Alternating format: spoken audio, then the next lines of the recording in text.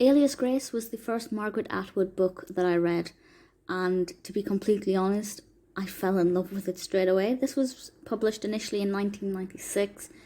I first read it possibly coming up for 10 years now, maybe just a little bit less. And there are two things I love about this book. One, the narrative. Well, three things. One, the narrative, the development of the narrative, the way in which the story is told. I think it's beautiful.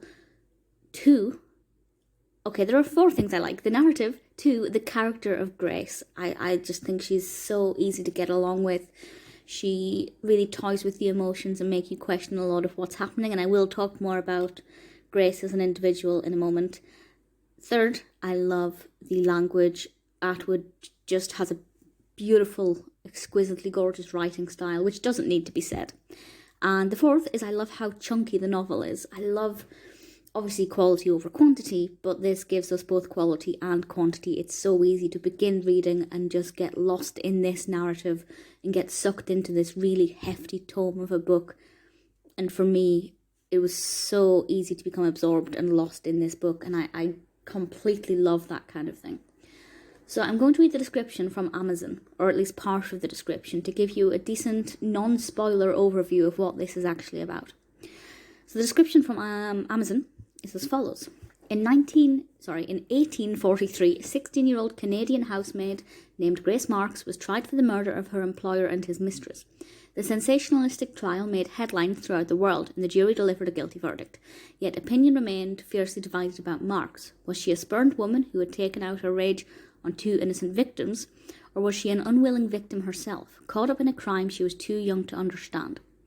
Such doubts persuaded the judges to commute her sentence to life imprisonment, and Marks spent the next 30 years in an assortment of jails and asylums, where she was often exhibited as a star attraction. In Alias Grace, Margaret Atwood reconstructs Marks' story in fictional form.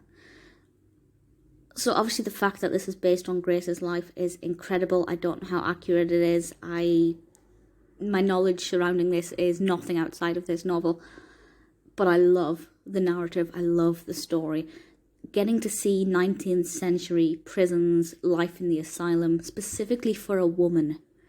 You know, we're getting this from the perspective of Grace, and it's so interesting to hear her words and to think what it would have been like for her. And did she do it? Did she not do it? There's a whole lot of mystery in this, and it's so fun. And I sided with Grace. I really wanted the best for Grace. She's really likeable, which for a character who's accused of murder is not always the case. The character of Grace in the book is very well developed. And I think we get to meet some people who are kind of maybe on Grace's side, and also those who are definitely not on Grace's side. We also get to meet a psychologist who gives this a really interesting spin. There are some great characters in this. It spans a good time frame, and the pacing is great. The writing style is gorgeous. Grace as a character is so pleasing to read about.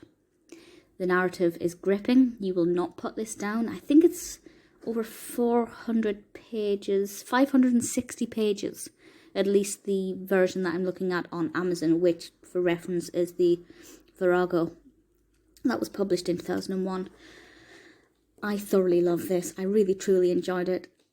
Honestly, if you're going to read any Margaret Atwood book, there may be some others that I will like more, and I will get around to reading them. If you can recommend any specific, do let me know.